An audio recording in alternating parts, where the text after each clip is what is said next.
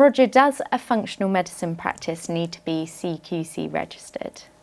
Well, in a true sort of quasi-legal setting, that depends. Because if you look at the regulations, there are vast tranches of what functional medicine brings to the overall party, as it were, that are specifically excluded, right up to including screening, which frankly I was surprised about, but nonetheless it's there.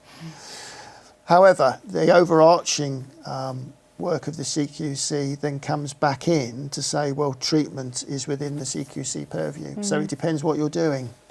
So for certain things, no, you won't.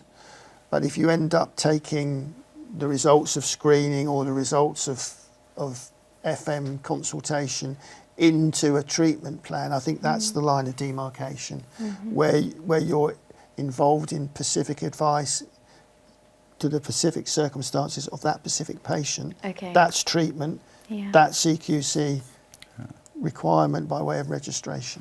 It seems to me, and that CQC kind of seems to go quite hand in hand with the line of demarcation between where you can be a nutritionist providing services and where you actually need a doctor. So it seems to me that sort of doctor boundary and that CQC boundary are pretty close in the same place. Yeah.